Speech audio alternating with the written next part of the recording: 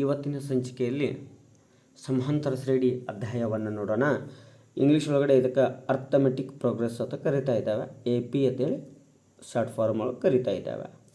ನೋಡಲಿ ಏನಿದೆ, ಒಂದು ಶ್ರೇಣಿಯಲ್ಲಿನ ಪ್ರತಿ ಪದವನ್ನು ಒಂದು ನಿರ್ದಿಷ್ಟ ಸಂಖ್ಯೆಯನ್ನು ಹಿಂದಿನ ಸಂಖ್ಯೆಗೆ ಕೂಡಿಸುವುದರಿಂದ, ಶ್ರೇಣಿಯಲ್ಲಿನ ಪ್ರತಿ ಪದವನ್ನು ಒಂದು ನಿರ್ದಿಷ್ಟ ಸಂಖ್ಯೆಯನ್ನು ಹಿಂದಿನ ಸಂಖ್ಯೆಗೆ ಕೂಡಿಸುವುದರಿಂದ ಪಡೆಯಲಾಗುತ್ತದೆ. ಆದರೆ ಮೊದಲನೇ ಪದವನ್ನು ಹೊರತುಪಡಿಸಿ, ಅಂದ್ರೆ ಸಮಾಂತರ ಶ್ರೇಣಿ ಬರಿಬೇಕಾಗಿತ್ತು ಅಂದರೆ ಮೊದಲ ಪದವನ್ನು ಬಿಟ್ಟು ಮುಂದಿನ ಪದಗಳನ್ನು ಪಡೆಯಲು ಒಂದು ನಿರ್ದಿಷ್ಟ ಸಂಖ್ಯೆಯನ್ನು ಕೂಡಿಸ್ಬೇಕು. ರೈಟ್ ರೀ. ಇನ್ನು ಸಮಾಂತರ ಶ್ರೇಣಿಯಲ್ಲಿ ಯಾವುದೇ ಪದ ಮತ್ತು ಅದರ ಹಿಂದಿನ ಪದದ ನಡುವಿನ ವ್ಯತ್ಯಾಸ ಸ್ಥಿರವಾಗಿರಬೇಕು. ಯಾವುದೇ ಒಂದು ಪದ ತಗೋ ಮತ್ತು ಅದರ ಹಿಂದಿನ ಪದ, ಮೂರನೇ ಪದ ತೊಗೊಂಡ್ರೆ ಹಿಂದಿನ ಎರಡನೇ ಪದ, ಐದನೇ ಪದ ತೊಗೊಂಡಿದ್ರೆ ನಾಲ್ಕನೇ ಪದ. ಸೊ ಈ ರೀತಿ ಇರುವಂತಹ ವ್ಯತ್ಯಾಸ ಯಾವಾಗಲೂ ಸ್ಥಿರವಾಗಿರಬೇಕು ಅಂತ ಹೇಳ್ತಿದ್ದಾನೆ. ಈ ಸ್ಥಿರವಾದ ವ್ಯತ್ಯಾಸವನ್ನು ನಾವೇನು ಕರಿತೀವಿ ರೀ ಅಂದ್ರೆ ಸಾಮಾನ್ಯ ವ್ಯತ್ಯಾಸ ಅಂತ ಕರಿತಾ ಇದ್ದಾವೆ. ಏನು ಕರಿತೀವಿ? ಸಾಮಾನ್ಯ ವ್ಯತ್ಯಾಸ. ಅದಕ್ಕೆ D ಅಂತೇಳಿ ಕರಿತಾ ಇದ್ದಾವೆ. ಇನ್ನು ಸಮಾಂತರ ಶ್ರೇಣಿಯಲ್ಲಿ ಸಾಮಾನ್ಯ ವ್ಯತ್ಯಾಸವು ನೋಡ್ರಿ, ಸಾಮಾನ್ಯ ವ್ಯತ್ಯಾಸ ಅಥವಾ ಕೂಡಿಸುವಂಥ ಸಂಖ್ಯೆ ಧನ ಸಂಖ್ಯೆ ಆಗಿರ್ಬೋದು, ಧನ ಸಂಖ್ಯೆ ಆಗಿರ್ಬೋದು, ಋಣ ಸಂಖ್ಯೆ ಆಗಿರ್ಬೋದು, ಅಥವಾ ಶೂನ್ಯನೂ ಆಗಿರಬಹುದು. ಇಲ್ಲಿ ಸಾಮಾನ್ಯ ವ್ಯತ್ಯಾಸ ಇದು ಆಗಬೇಕತ್ತಿಲ್ಲ. ಕೂಡಿಸ್ಬೇಕಂದಾಗ ಧನ ಸಂಖ್ಯೆಯನ್ನು ಕೂಡಿಸ್ಬೇಕತ್ತಿಲ್ಲ, ಋಣಾತ್ಮಕ ಸಂಖ್ಯೆಯನ್ನು ಕೂಡಿಸ್ಬೋದು, ಇಲ್ಲ ಸೊನ್ನೆಯನ್ನು ಕೂಡಿಸ್ಬೋದು. ಹಾಗೆ ಇನ್ನು ಸಮಾಂತರ ಶ್ರೇಣಿಯನ್ನು ಅಥವಾ ಶ್ರೇಣಿಯನ್ನು ಬರೆದವಾಗ ಏನು A1 A2 A3 A4 dash dash ಎಲ್ಲಿವರೆಗೆ AN ವರೆಗೆ ಬರಿತಾ ಇದ್ದಾವೆ. ಅದೇ ರೀತಿಯಾಗಿ A1 ಅಂದರೆ A ಮೊದಲ ಪದ ಅಂತ ಕರಿತಿದ್ದೇವೆ, A2 ಅಂದರೆ A+D ಎರಡನೇ ಪದ, A3 ಅಂದರೆ A+2D ಮೂರನೇ ಪದ, A4 ಅಂದರೆ A+3D 4D ಆಗೈತ್ರಿ, 3D ಅದು ನಾಲ್ಕನೇ ಪದ ಆಗಿದೆ. ಹಾಗೆ ನಾವು A10 ಅದ ಬರೆದೇವು ಅಂದರೆ A+9D ಅಂತಲೇ ಬರಿಬೇಕು ರೀ. A30 ಅಂದರೆ A+29D ಅಂತಲೇ ಬರಿಬೇಕು. ಸೊ ಈ ರೀತಿಯಾಗಿ ಪದಗಳನ್ನು ಬರಿತಾ ಹೋಗ್ತಾ ಇದ್ದಾವೆ. ಇನ್ನು ಸಾಮಾನ್ಯ ವ್ಯತ್ಯಾಸ A2 ಮೈನಸ್ A1 ಅಂದರೆ ಮುಂದಿನ ಪದದಲ್ಲಿ ಅದರ ಹಿಂದಿನ ಪದವನ್ನೇ ಕಳಿಬೇಕು. A3 minus A2, A6 minus A5, A8 minus A7. So ಇವು ಎಲ್ಲ ಯಾವುದೇ ಒಂದು ಸಮಾಂತರ ಶ್ರೇಣಿ ತೊಗೊಂಡೇವಿ ಅಂದರೆ ಇಲ್ಲಿ ಸಾಮಾನ್ಯ ವ್ಯತ್ಯಾಸ ಒಂದೇ ಆಗಿರಬೇಕು, ಸ್ಥಿರವಾಗಿರ್ಬೇಕು, ಬೇರೆ ಬೇರೆ ಆಗಕ್ಕೆ ಬರೋಂಗಿಲ್ಲ. ಹಾಗೆ ಸಾಮಾನ್ಯ ರೂಪವನ್ನು ನೋಡಿದಾಗ A+D A+2D ಡ್ಯಾಶ್ ಡ್ಯಾಶ್ ಇದು ANನೇ ಪದ ಅಂತ ಕರಿತೇವೆ, A+n-1 ಇಂಟು D. ಹಾಗಾದರೆ ಸಮಾಂತರ ಶ್ರೇಣಿಯಲ್ಲಿ n-ನೇ ಪದವನ್ನು ಕಂಡುಹಿಡಿಯುವಂಥ ಸೂತ್ರ AN-ನೇ ಪದ ಯಾವುದು? AN = A+n-1 ಇಂಟು D ಆಗಿದೆ. ಈಗಾಗಲೇ ಸಾಮಾನ್ಯ ವ್ಯತ್ಯಾಸವನ್ನು ನೋಡಿದ್ದೇವೆ, ಏನು A2 minus A1, A3 minus A2. ಹೌದ್ರಿ. ಸೊ ಈ ಪದಗಳು ಏನು ಸಮಾಂತರ ಶ್ರೇಣಿಯಲ್ಲಿ ಕೊಟ್ಟಾಗಾಯ್ತು. ಇನ್ನು ಒಂದೊಂದು ಸಲ ಏನು ಮಾಡ್ತಾನೆ, ಸಮಾಂತರ ಶ್ರೇಣಿ ಇಷ್ಟನೇ ಪದ ಅಷ್ಟನೇ ಪದ ಅಂತ ಕೊಟ್ಟಿರ್ತಾನೆ. ಇಲ್ಲಿ ಒಂದು ನಿಯಮವನ್ನು ಬರೀತಾ ಇದ್ದಾವೆ, ಏನಪ್ಪ ಅಂದರೆ D = AP minus AQ divided by P minus Q. ಇದರ ಅರ್ಥ ಏನು ರೀ ಅಂದರೆ A 10ನೇ ಪದ ಕೊಟ್ಟಿದ್ದ, A 8ನೇ ಪದ ಕೊಟ್ಟಿದ್ದ ಅಂದರೆ, ಅಥವಾ A 15ನೇ ಪದ ಕೊಟ್ಟಾನ.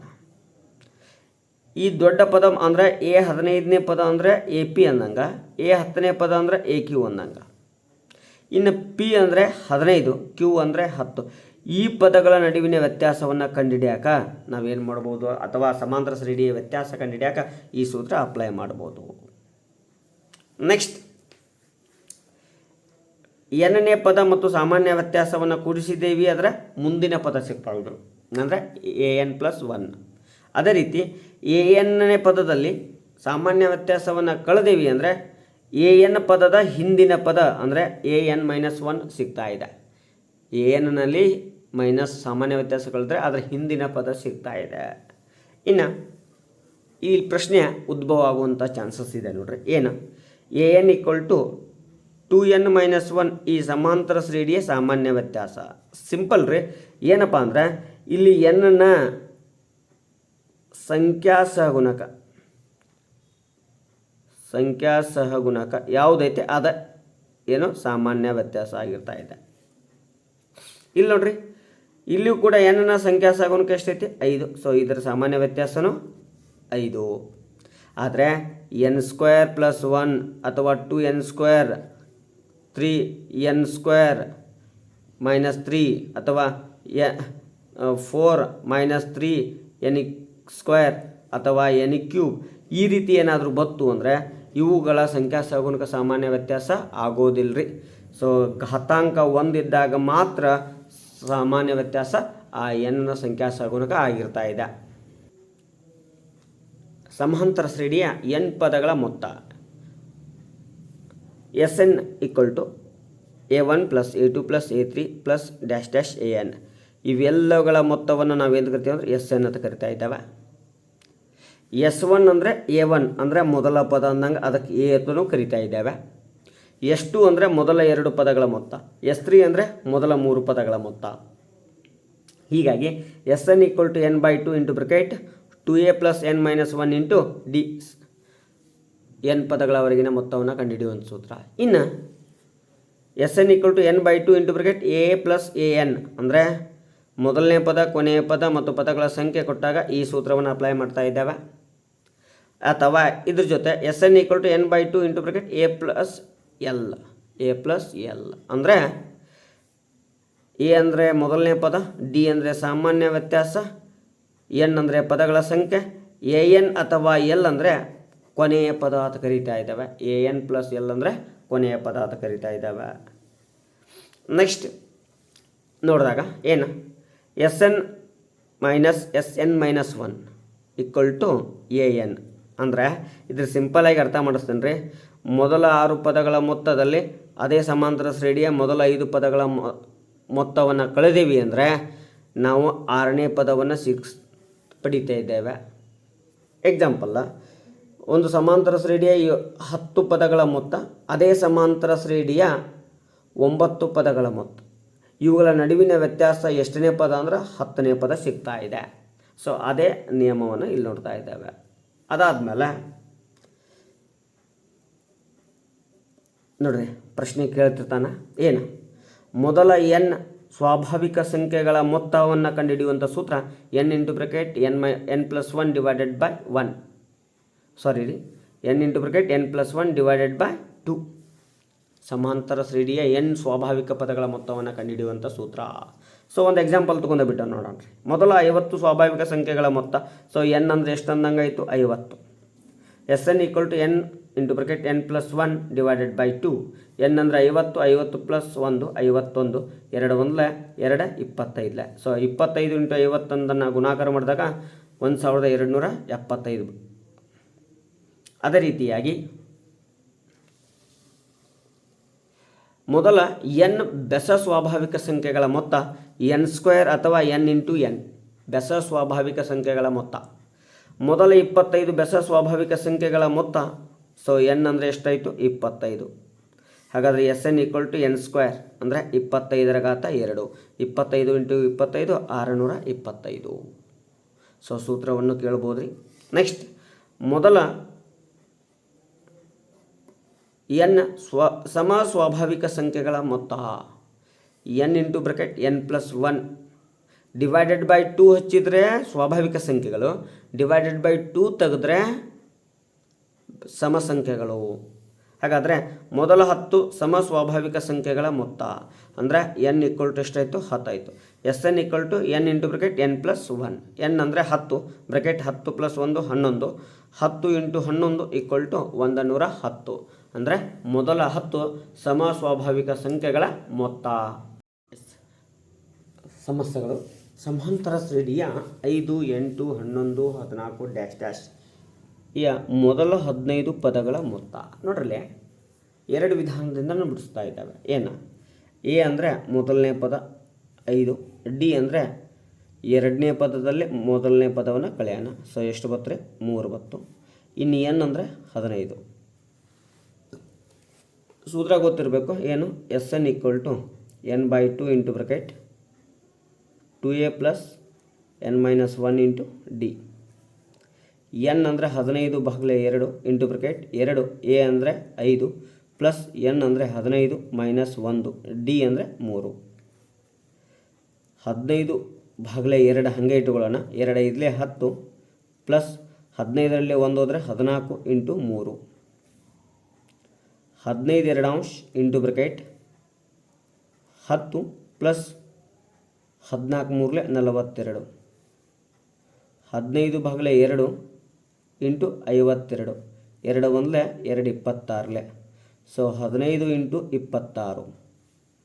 15 6 90. 9 ಉಳಿತು. 15 2 31 9 39. ಸೊ 390. 300 ಎಷ್ಟಾಗುತ್ತೆ ರೀ? 90 ಆಗುತ್ತೆ. ಇನ್ನು ಇದನ್ನೇ ಹೆಂಗೆ ಸರಿ ಇನ್ನೊಂದು ಹೆಂಗೆ ಅಂದ್ರೆ 15ನೇ ಪದವನ್ನು ಕಂಡುಹಿಡಿಬೋದು. AN = ಅಥವಾ A15 = A plus 14D. A ಅಂದರೆ 5 ಪ್ಲಸ್ 14 ಡಿ ಅಂದರೆ ಎಷ್ಟೈತೆ? 3 ಐತಿ. 5 ಪ್ಲಸ್ 14 3 42 = 47 ಆಯಿತು. So SN = n/2 into bracket A plus AN. N ಅಂದರೆ 15/2 ಎ ಅಂದರೆ 5 ಪ್ಲಸ್ 47. 15/2 ಇಂಟು 52 ಆಯಿತು. 2 1 2 26 ಆಗುತ್ತೆ. So 15 into 26 = 390. ಈ ವಿಧಾನದಿಂದನೂ ಬಿಡಿಸ್ಬೋದು. ನೆಕ್ಸ್ಟ್ 3 + 7 + 11 ಡ್ಯಾಶ್ ಡ್ಯಾಶ್ ಮೊದಲ 15 ಪದಗಳ ಮೊತ್ತ. 25 ಪದಗಳ ಮೊತ್ತ ನೋಡ್ರಿ. ಎ ಅಂದರೆ 3, ಡಿ ಅಂದರೆ 7ರಲ್ಲಿ 3 ಹೋದರೆ ಎಷ್ಟು ಉಳಿತದೆ? 4. ಎನ್ ಅಂದರೆ ಎಷ್ಟು ಬಂತು? 25. ನಾವು 25ನೇ ಪದವನ್ನು ಕಂಡುಹಿಡಬಹುದು. A25 = A plus 24D. A ಅಂದರೆ 3 ಪ್ಲಸ್ 24 ಇಂಟು ಡಿ ಅಂದರೆ ಎಷ್ಟು ಉಳಿತದ್ರಿ? 4. 3 ಪ್ಲಸ್ 24 96. ಹಾಗಾದರೆ ಎಷ್ಟು ಬಂತು? 99 ಬಂತು. ನಿಯಮ ಗೊತ್ತಿದೆ. SN = n/2 into bracket A plus AN. N ಅಂದರೆ 25/2. ಎ ಅಂದರೆ 3 ಪ್ಲಸ್ 99. ಎಷ್ಟನೇ ಪದ ರೀ? ಕೊನೆ 25ನೇ ಪದ. 25 2 ಇಂಟು 102 ಆಗುತ್ತೆ. 2 1 2 5 1. ಸೊ ಎಷ್ಟು ಬಂತು? 25 ಇಂಟು 51. 25 1 25 2 ಉಳಿತು. 25 5 125 ಪ್ಲಸ್ 2 127.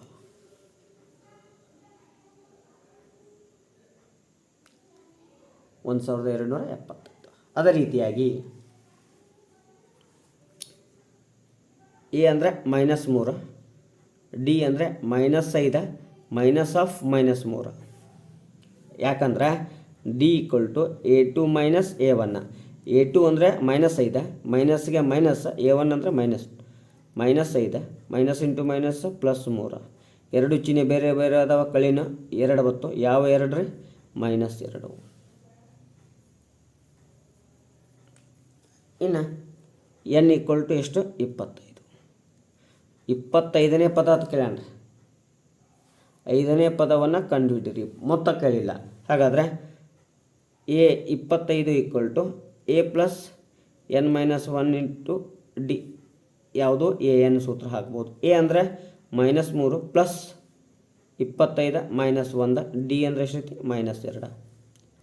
-3 ಪ್ಲಸ್ 25ರಾಗ 1 ಹೋದರೆ 24 into -2. -3 plus into minus -24 48. 2 minus ಅದಾವ, ಕೂಡಿಸಿಬಿಡೋಣ -51. ಹೀಗೂ ಬಿಡಿಸ್ಬೋದು. ಅಥವಾ A25 = A plus 24D. A ಅಂದರೆ -3 ಪ್ಲಸ್ 24, ಡಿ ಅಂದರೆ -2. -3 ಪ್ಲಸ್ ಇಂಟು ಮೈನಸ್ -24 48. ಸೊ -3 -48 -51. ಈ ರೀತಿಯಾಗಿ ಸಮಸ್ಯೆಯನ್ನು ನಾವೇನು ಮಾಡ್ಬೋದು ರೀ? ಬಿಡಿಸ್ಬೋದಾಗಿದೆ.